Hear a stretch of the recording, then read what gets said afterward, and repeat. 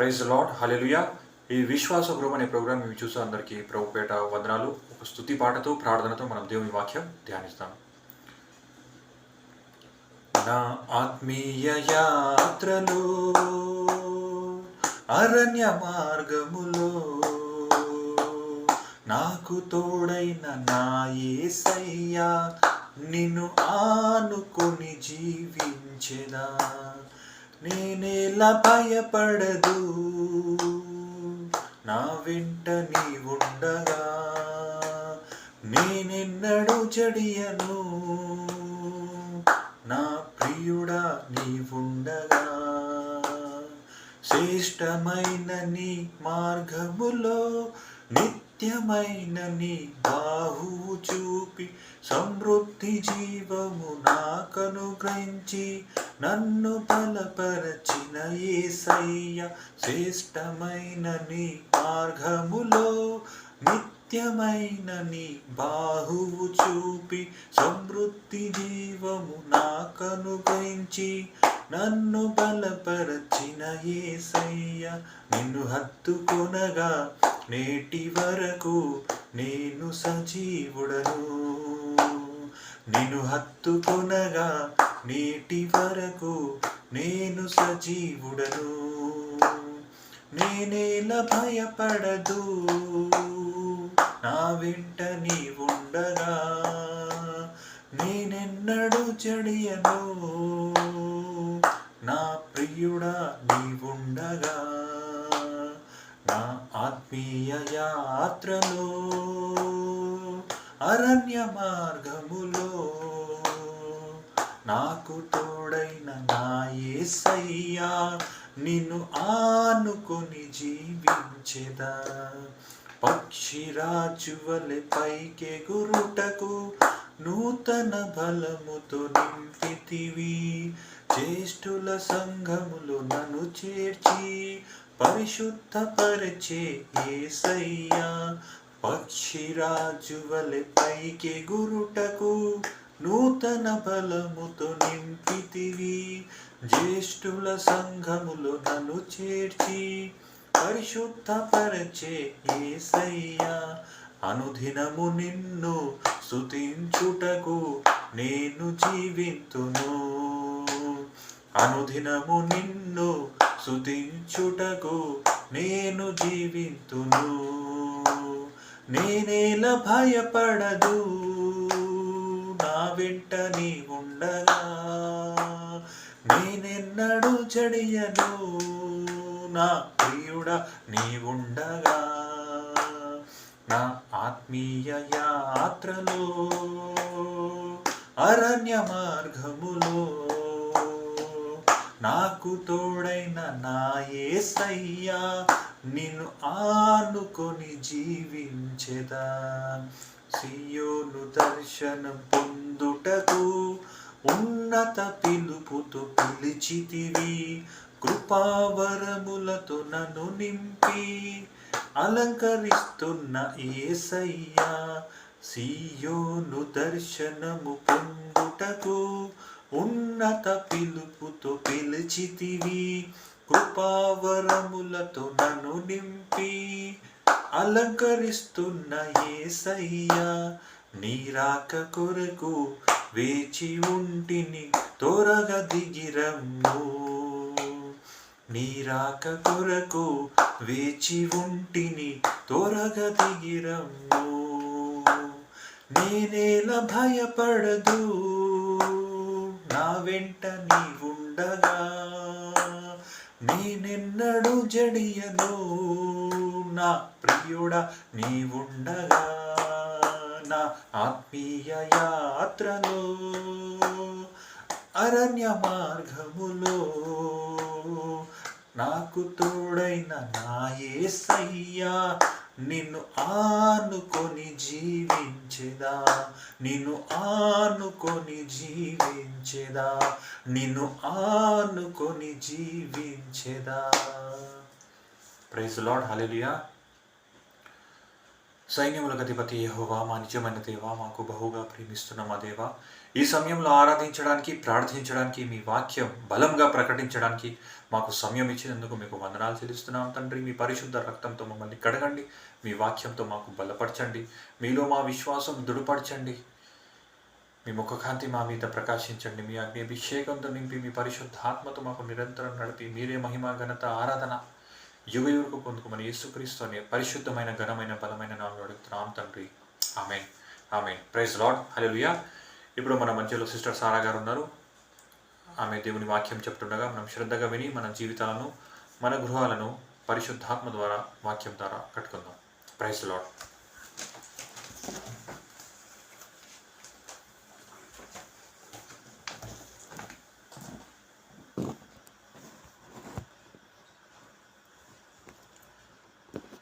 Praise the Lord. Hallelujah. ఎలా ఉన్నారు దేవుని కృపలో? మనమందరం బాగున్నామని, దేవుని కృపలో ఎదుగుతున్నామని మనందరికీ మనకు తెలుసు. మన దేవుడు మన పక్షాన ఉన్నాడని. మన పక్షాన దేవుడు ఉండగా మనకి విరోధి ఎవరు కదా? ఈరోజు దేవుడు మనతో మాట్లాడే మాట చాలా శ్రేష్టమైనది. ఒక ప్రార్థన కూడా మేము పంపి ఉన్నాం మీకు. 7 రోజులు ఈ ప్రార్థన చేయండి.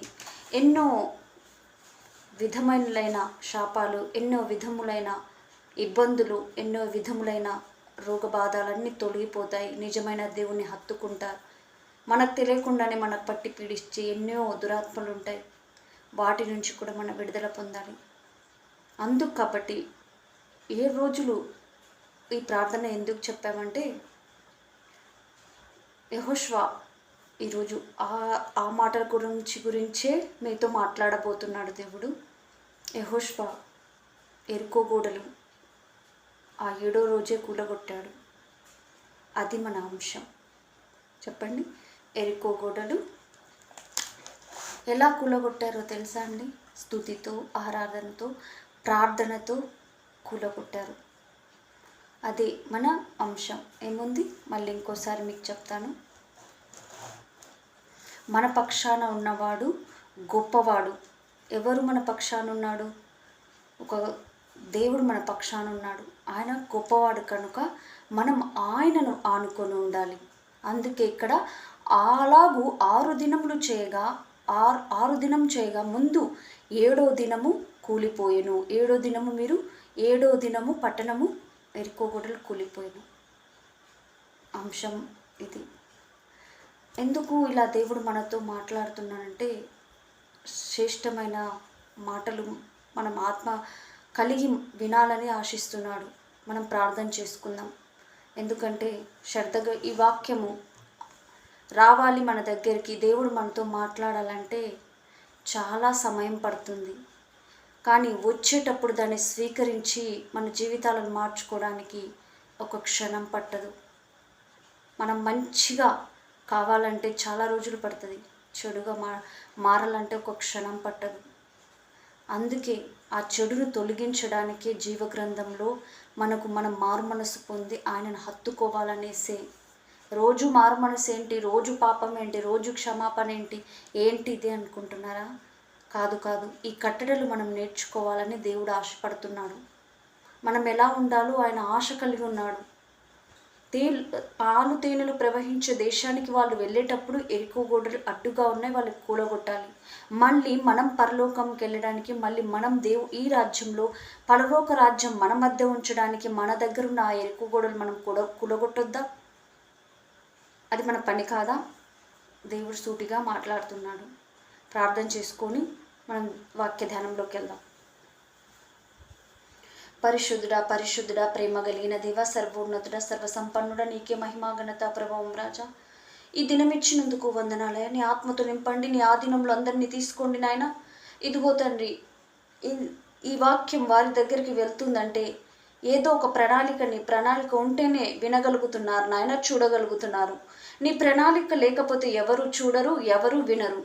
అవును తండ్రి, ఆ ప్రణాళిక ఏముందో వారి పట్ల నెరవేర్చండి. వాళ్ళు ఏమైనా కోరుకుంటున్నారేమో, ఏది ఆశిస్తున్నారో, ఏమి ఇంకా వాళ్ళకు అడ్డుగున్నాయో, ఏ శాపబంధాలు అడ్డుగున్నాయో, ఏ విరోధమైన కార్యాలు అడ్డుగున్నాయో అవన్నీ ఈ ఎరుకో గోడలు ఎలా కూలిపోయాయో అలా కూలిపోను గాక రాజా.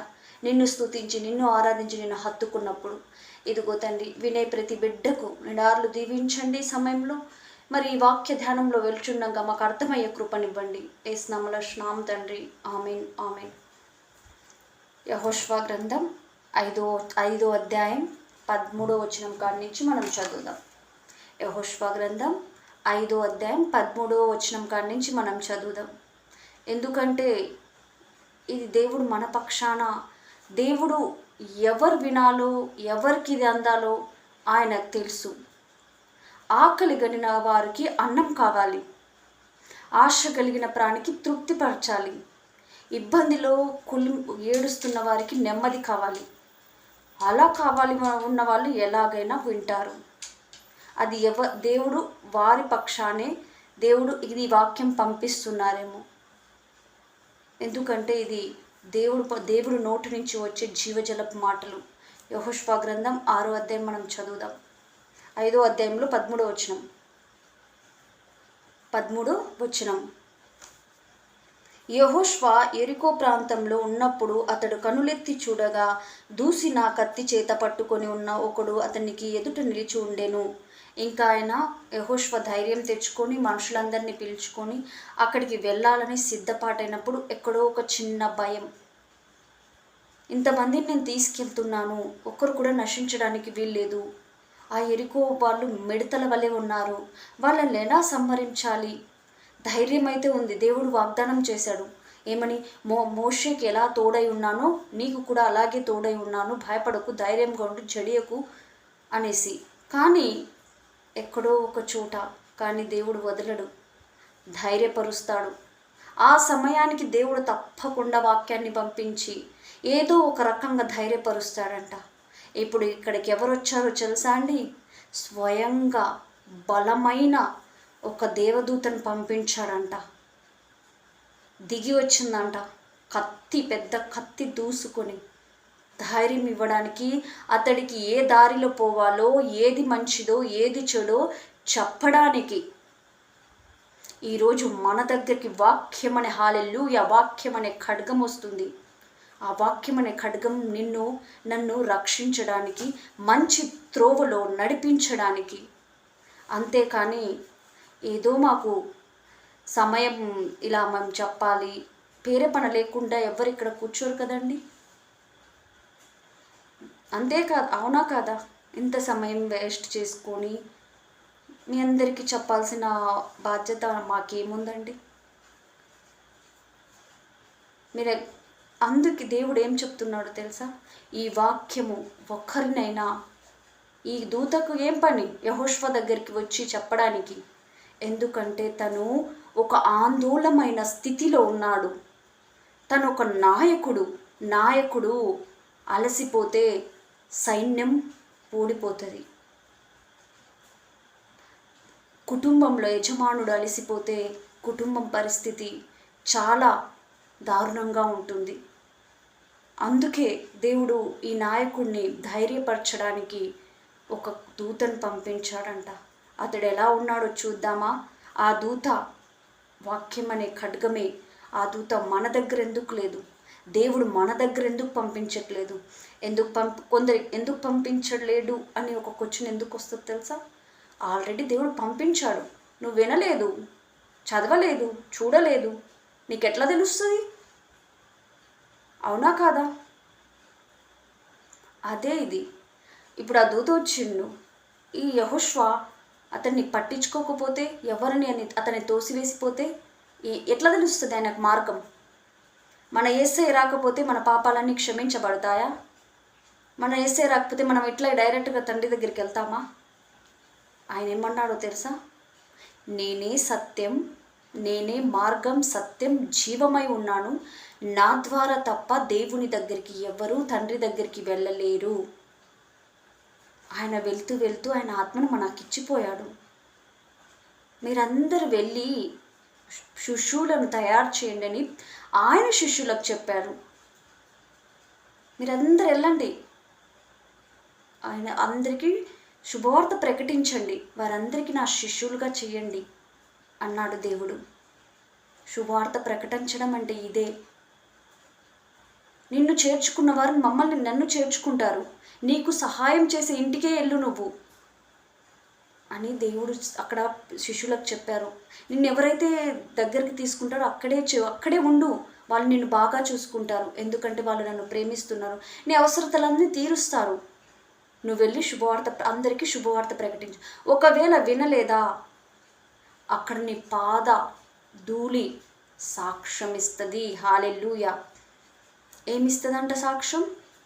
ఆ శిష్యుల ఆ శుభవార్త ప్రకటించి ఆ పాదధూళి సాక్ష్యం ఇస్తుందంట. ఎక్కడ? మన పరలోకంలో. అర్థమవుతుందా అండి? ఇప్పుడు నేను మీకు చెప్తున్నాను, ఈ మాట సాక్ష్యం రేపు అక్కడ తప్పక దేవుడికి జవాబు చెప్పాల్సింది వస్తుంది. ఆ రోజు పాదధూళే చెప్పమన్నాడు. పాదధూళి వదిలేసి రమ్మన్నాడు. ఆ పాదధూళే సాక్ష్యం ఇచ్చినప్పుడు ఈ వాక్యము సాక్ష్యం ఇవ్వదా అండి? ఈ సమయంలో ఈ మాట మీకు మీ దగ్గరకు వచ్చినప్పుడు, మీరు నెట్టివేసినప్పుడు సాక్ష్యం ఇవ్వదా? తప్పక ఇస్తుంది. మీకు భయపెట్టాలనో బెదిరించాలనో కాదు, నేర్చుకోవాలి. మనం నిజ దేవుడు ఏంటో తెలుసుకోవాలి, రక్షణ పొందాలి. మనం భయపడకూడదు. మన జీవితాలను మనం కట్టుకోవాలి. మనకు అడ్డుగా ఏమేమి ఉన్నాయో, ఎన్నో సంవత్సరాల నుంచి ఉంటాయి అడ్డు, అవన్నీ ఎలా తొలగించుకోవాలి, అవన్నీ మనం నేర్చుకొని వాటి నుంచి విడుదల పొందాలి. విడుదల పొందకపోతే స్వస్థత ఎట్లా వస్తుంది? యేసే దగ్గరికి రాకపోతే ఆ మనిషికి, అన్ని దయ్యాలు పట్టిన మనిషి ఎలా బాగుపడ్డాడు చెప్పండి కదా? ఇక్కడ కూడా నాయకుడిన దేవుడు తెలుసు, మోషేతో ఉన్నాడు. ఇంకా ప్రజలందరికీ మోషే ఎలా ట్రైనింగ్ తీసుకున్నాడు, మోషే దగ్గర ట్రైనింగ్ తీసుకున్నాడు, దగ్గర ఉన్నాడు. మరి అలాంటప్పుడు ఇతన్ని పంపించినప్పుడు ఈ నాయకుడికి కొంచెము కాస్తో ఒక ఆందోళన.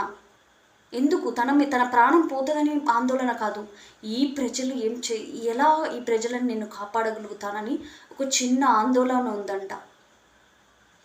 మనం విందాం. కనులెత్తి చూడగా దూసిన కత్తి చేత పట్టుకొని ఉన్న ఒకడు అతనికి ఎదుట నిలిచుండెను.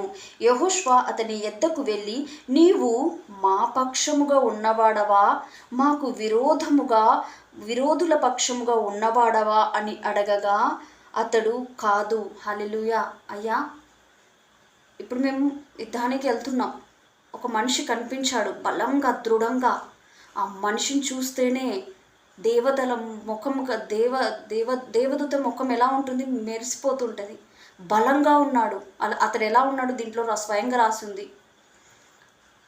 అతన్ని చూస్తే భయమేసింది. ఇతడు మా పక్షాన ఉన్నాడా, విరోధి పక్షాన ఉన్నాడా అనేసి. కానీ తనకు అర్థం కాలేదు ఇతడు ఏ పక్షాన, ఎవరి పక్షాన వచ్చాడని. కానీ అతడికి అర్థం కాలేదు ఇతడు నా దేవుడు, నా రక్షకుడు పంపించాడనేసి. కానీ తర్వాత ఏమవుతుందో, అతడి దేవదూత ఏం చెప్తుందో మనం విందాం. అతడు, కాదు, యెహోవా సేనాధిపతిగా నేను వచ్చి ఉన్నాను. యెహోషువ నేల మట్టుకు సగిలపడి నమస్కారము చేసిని.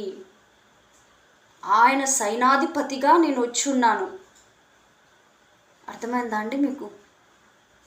సైనాధిపతిగా వచ్చాడంట మన దగ్గరికి. కానీ మనం ఆ మాటలను, ఆ స్వెర్స్ను మనం అనుభవించలేకపోతున్నాం. అప్పుడు యెహోషువ సాష్టాంగ నమస్కారం చేసి ఏమంటున్నాడో చూద్దాం. నేను వచ్చి ఉన్నాను. యెహోషువ నేల మట్టుకు సగిలపడి నమస్కారం చేసి, నా ఏలినవాడా, తన దాసునికి సెలవిచ్చినదేమని అడిగెను. అందుకు యెహోవా సేనాధిపతి, నీవు నిలిచి ఉన్న ఈ స్థలము పరిశుద్ధమైనది, నీ పాదరక్షణ తీసివేయమని యెహోషువతో చెప్పగా, యెహోషువ అలాగునే చేశాను. ఆ కాలమున ఇశ్రాయేలుకు భయము చేత ఎవడును వెలుపలికి పోకుండా, లోపలికి రాకుండా యెరికో పట్టణము ద్వారా గట్టిగా మూసివేయబడెను. లోపలికి రావటకు, బయటికి పోవటకు వాళ్ళకు ధైర్యం లేదు, భయము చెడుంది. ఎవరు చెప్తున్నారు తెలుసా? దేవుడు పంపించిన సేనాధిపతి చెప్తున్నాడంట. ఎవరికి? యెహోషువకి. ఈరోజు మన దగ్గరకు వచ్చి చెప్తే మనం వినగలుగుతామా? లేదు, అతన్ని చూస్తేనే భయపడతాము. అందుకే జీవగ్రంథంలో ఉన్న మాటలు మీకు దేవుడు సెలవిస్తున్నాడు. ఎరుకో దాని రాజులు పరాక్రమము శూరులు. ఇట్లా నేను చూడుము, నేను ఎరుకోను దాని రాజును పరాక్రమము గల శూరులను నీ చేతికి అప్పగించుచున్నాను. మీరందరూ యుద్ధసున్నదులై పట్టణమునకు ఆవరించి ఒక కుమారుడు దాని చుట్టూ తిరగవలెను, ఒక మారులు దాని చుట్టూ తిరగవలెను, అలాగూ 6 మార్లు తిరగవలెను. ఒక్కసారి మీరు వెళ్ళండి, అందరూ వెళ్ళి ఆ ప్రదేశం చూసి ఒక్కసారి దాని చుట్టూ తిరగండి. ఇంకొకసారి 6 మార్లు ఇంకోసారి తిరగండి. కానీ అట్లా తిరుగుతూ ఉంటే వీళ్ళు పిచ్చోళ్ళ అని కూడా అనుకోవచ్చు. ఆ రాజు, ఆ ప్రజలు వీళ్ళేంటి యుద్ధం చేయడానికి రాకుండా మమ్మల్ని ఏదో చేస్తారని మేము అనుకుంటే, ఏదో వచనాలు చేశారు, నాశనం చేస్తానన్నారు, కాల్చివేస్తానన్నారు, ఇదన్నారు అదన్నారు. వీళ్ళేంటి అందరూ వచ్చి ఊరు చుట్టూ తిరుగుతున్నారు అని ఆ రాజు అనుకొని ఉంటాడు. అవునా కదా? మనం కూడా ప్రార్థనలకు, ఉపవాసాలకు, దేవుడి పనులకు ముందున్నామనుకో, మనకు కూడా ఇలాగే అంటూ ఉంటారు. కానీ బెదరొద్దు. దీనికి అసలు రహస్యం ఆ రాజుకు తెలియదు. దీని గురించి కూడా అసలు తెలియదు ఆయనకు. కాబట్టి ఆయన అలా ఆలోచించాడు. కానీ దేవుడు ఏమని ఎందుకు తిరగమన్నాడంటే మనకు శక్తి రావడానికి, బలం రావడానికి. తిరగడం అంటే ఏంటి? ప్రార్థనలో ఏకరీతిగా ఉండడం, ప్రార్థన ఉపవాసం ఉండి ప్రార్థించడం, ఆరాధించడం, స్తుతించడం. స్తుతిలో ఉన్న శక్తి దేంట్లో లేదు. మీరందరూ యుద్ధసీనులై పట్టణములు ఆవరించి ఒక మారు దాని చుట్టూ తిరుగువలెను, అలాగూ 6 దినములు చేయుచు రావలెను. 7 యాజకులు పొట్టేళ్ళు, కొమ్ములు, బూరలను పట్టుకొని ముందుగా నడవవలెను. 7 దినముల మీద 7 మార్లు పట్టణము చుట్టూ తిరుగుచుండగా ఆ యాజకులు బూరలు నూదవలెను. మానక ఆ కొమ్ములతో వారు ధ్వని చేయుచుండగా మీరు బూరధ్వని విన్నప్పుడు జనులు అందరూ ఆర్భాటంతో కేకలు వేయవలెను. మనం వేస్తున్నామా దేవుడికి కేకలు? కేకలంటే పిచ్చి కేకలు కాదు, హృదయపూర్వకంగా స్తుతి ఆరాధన. తిరిగారంట 7 రోజులు తిరిగారంట బూరలతో. మన దేవుడు సన్నిధిలో వస్తున్నామా భజంత్రులతో? మనకున్న దాంట్లో ఒక తెలియని ఒక మంచి గజ్జతో అయినా, మన దగ్గర ఉన్న వస్తువులతోనైనా, దేంతోనైనా మనం దేవుణ్ణి ఆరాధిస్తున్నామా అని దేవుడు సెలవిస్తున్నాను. కనీసం ఈ చప్పట్లతోనైనా ఆరాధిస్తున్నామా? ఇలా చప్పట్లు ఆరాధిస్తే మనకు పట్టిన దయ్యాలన్నీ వదిలిపోతాయి. ఏ భజంత్రులు, ఏ డోలక్లు ఏం అవసరం లేదు. ఇలా మనం దేవుణ్ణి ఆరాధిస్తే మనస్ఫూర్తిగా ఆ ఎరికో గోడలు ఎట్లా కూలిపోయినాయో, మన జీవితంలో ఉన్న బంధకాలు, మన జీవితంలో ఉన్న శాపాలు, మనలో ఉన్న మలినమైన వ్యర్థమైన కోరికలు, తలంపులు, ఒకరికి తెలియకుండా అసూయలు, అవన్నీ మనం ఇలా ఆరాధిస్తే వెళ్ళిపోతాయంట. హల్లెలూయా స్తుతి మహిమ ఎల్లప్పుడు దేవునికిచ్చెదము. హల్లెలూయా స్తుతి మహిమ ఎల్లప్పుడు దేవునికిచ్చెదము. హల్లెలూయా, హల్లెలూయా, హల్లెలూయా స్తుతి మహిమ ఎల్లప్పుడు దేవునికిచ్చెదము. ఎల్లప్పుడు దేవునికిచ్చెదము. హల్లెలూయా, హల్లెలూయా. అల సైన్యములకు అధిపతి అయిన ఆ దేవుని స్తుతించెదము. అల సైన్యము నడిపించిన ఆ దేవుని స్తుతించెదము. హల్లెలూయా,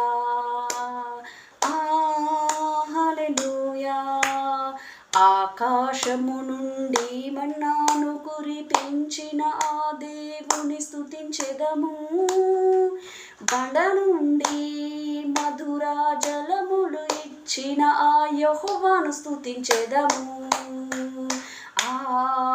హల్లెలూయా,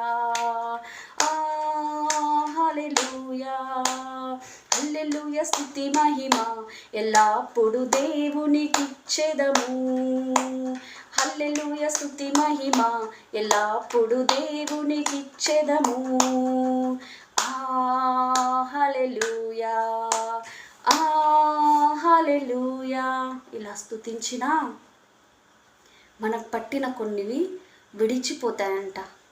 ఈ నోరే కదా స్తుతించేది, ఈ చేతులే కదా చప్పట్లతో ఆయన సన్నిధికి వచ్చేది. మనం వెళ్ళి సంఘంలతో ఎక్కడంటే అక్కడ పోయి మనం పెద్దగా చేయాల్సిన అవసరం లేదు.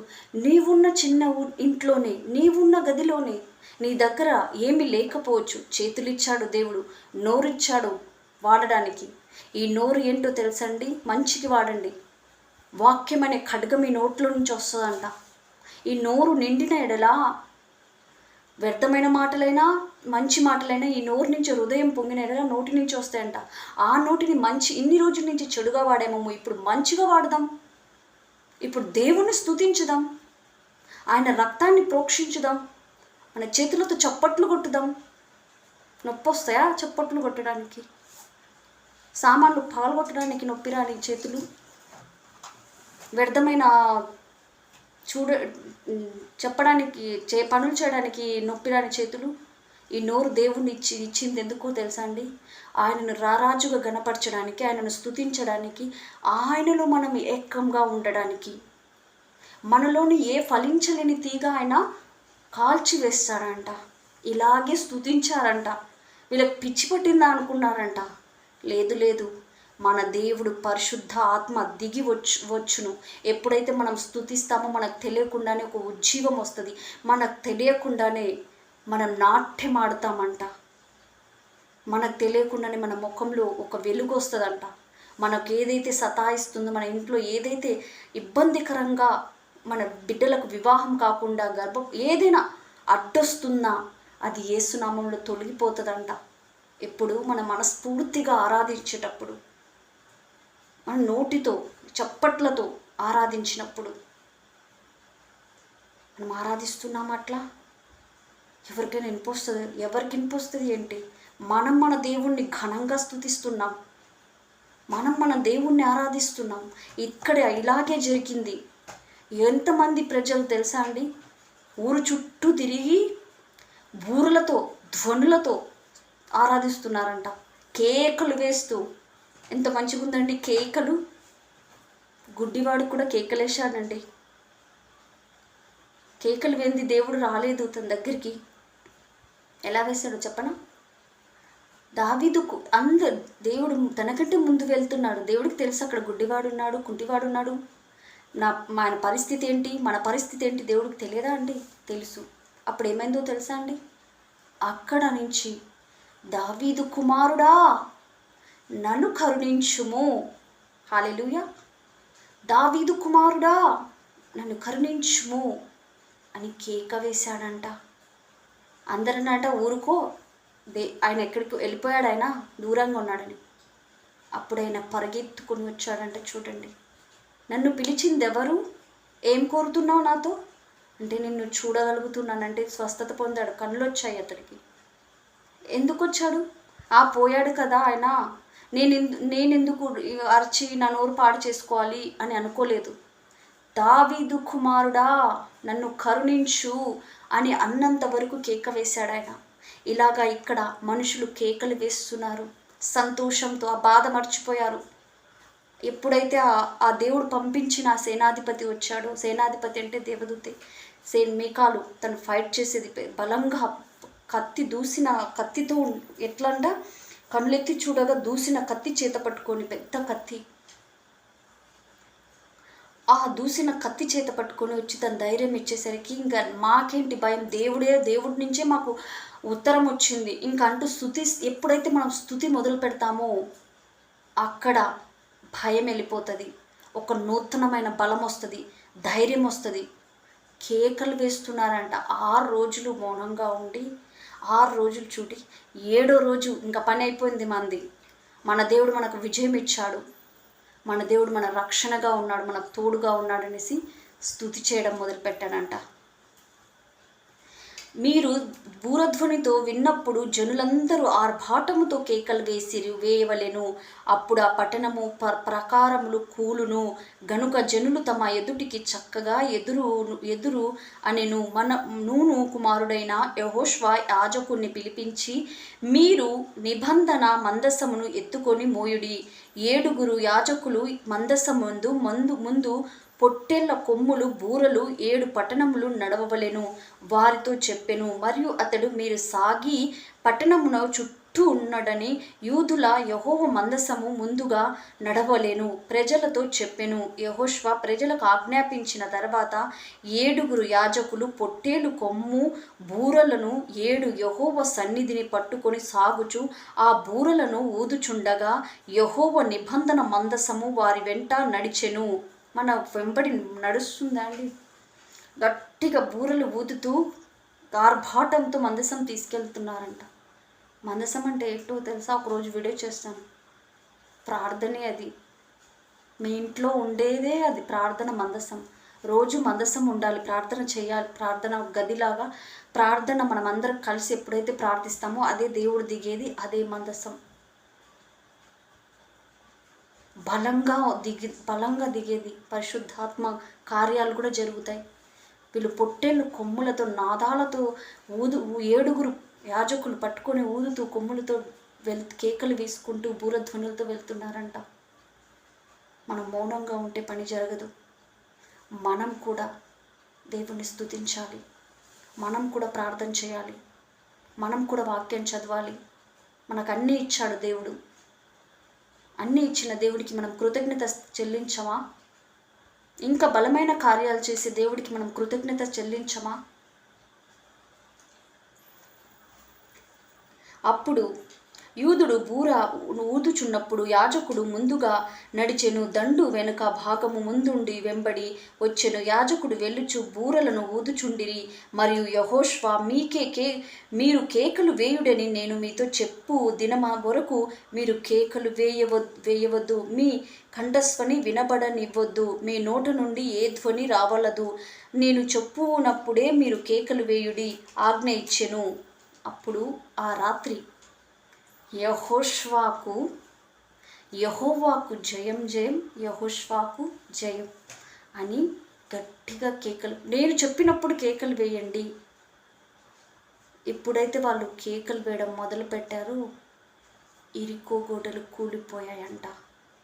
ఎప్పుడైతే మనం కేకలు వేసి దేవుని సన్నిధిలో మొరపెడతామో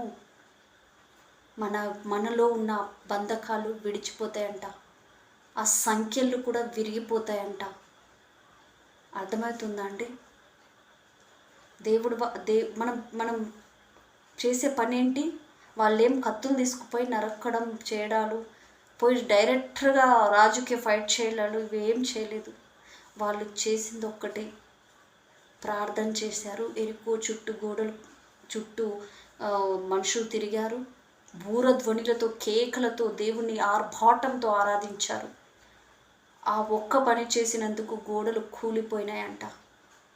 పౌలు శీలలు కూడా ఖైదీలాగా బంధించారు. వాళ్ళకు బంధించేసరికి వాళ్ళు సంతోషంతో దేవుని స్తుతించడం మొదలుపెట్టేసరికి అక్కడ భూకంపం లాంటి మొత్తం సంఖ్యలు విడిపోయి ఆ రూమ్ అంతా కూలబోయినట్టు మొత్తం భూకంపం లాగా వచ్చేసిందంట.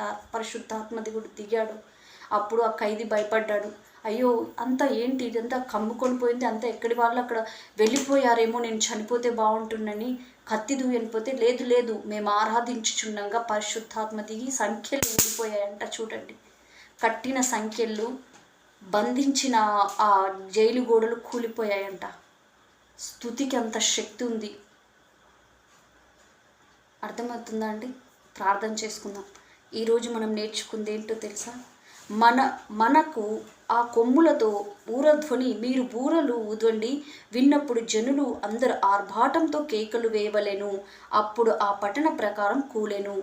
ఆర్భాటంతో కేకలు వేయవలెను. మన అంశం ఆర్భాటంతో కేకలు వేయవలెను. ఆయన మన కలిగిన ప్రతి ఒక్కటి ఆయనను స్తుతించాలి. ప్రార్థన చేసుకుందాం. పరిశుద్ధుడా, ప్రేమ కలిగిన దేవ, సర్వోన్నతుడ, సర్వసంపన్నుడ, ఈ దినం ఇచ్చినందుకు వందనాలు. స్తుతి గురించి, ఆ 7 దినముల ప్రార్థన గురించి, ఆ ఎరుకో గోడలు ఎలా కూలిపోయావు నువ్వు మాకు చూపించావు నాయన. అలాగే మా బంధకాలు కూడా విరిగిపోనుగాక. ఇదిగో తండ్రి, ఏ బిడ్డలైతే వింటున్నారో వారందరికీ నెమ్మదినివ్వండి. వాళ్ళు నిన్ను మనస్ఫూర్తిగా ఆరాధించి స్తుతించే కృపనివ్వండి నాయన. వారి ప్రతి విషయంలో తోడుని నడిపించండి. ఇదిగో తండ్రి, ఏ బిడ్డలైతే ఇవి చూస్తున్నానో వారి హృదయంలో నాటబడునుగాక రాజా. ఈ వాక్యము మా నోట ఉంచి మీరు మాట్లాడినందుకు వందనాలు. ఈ పరిచర్యను ముందుకు నడిపిస్తున్నందుకు వందనాలయ. ఇదిగో తండ్రి, సమయంలో ప్రార్థన అంగీకరించినందుకు వందనాలయ. యేసు నామములో స్నామం తండ్రి, ఆమేన్, ఆమేన్. పరలోకమందున్న మా యొక్క తండ్రి, మీ నామం పరిశుద్ధపరచబడునుగాక, మీ రాజ్యం వచ్చునుగాక. పరలోకంలో మీ చిత్తం నెరవేరినట్టు భూమి అంతటా మా అంతటా నెరవేరునుగాక. మానుదిన ఆహారం మాకు దయచేయండి. మారునస్తులను మేము క్షమించినట్టు మారునములు క్షమించండి. మాకు శోధనలోకి తేక దుష్టుని నుంచి తప్పించండి. ఎందుకనగా రాజ్యం, మహిమ, బలము నీదే ఉంది మా తండ్రి. ఈ సమయంలో ప్రార్థన ఆలకించినందుకు వందనాలు. యేసు నామములో స్నామం తండ్రి, amen, amen. Praise the Lord. God bless you. దేవుడు మనతో రేపేం మాట్లాడతామో మనం ఎదురు చూద్దాం. అంతవరకు దేవుని కృపలో దేవుణ్ణి ఎలా హత్తుకొని జీవించాలో, దేవుని ఆత్మకార్యాలు ఎలా చేయాలో, దేవుడితో ఎలా నడవాలో, దేవుని ఎలా ఆరాధించాలో మనం నేర్చుకున్నాం. అందుని బట్టి దేవుడికి కృతజ్ఞత స్తుతులు చెల్లిద్దాం. రేపు దేవుడు మనతో ఏం మాట్లాడుతారో మనం నేర్చుకుందాం. అంతవరకు మీరు అందరు చల్లగా ఉండండి. దేవుడు మిమ్మల్ని నిండార్లు దీవించును గాక. God bless you. ఆమేన్.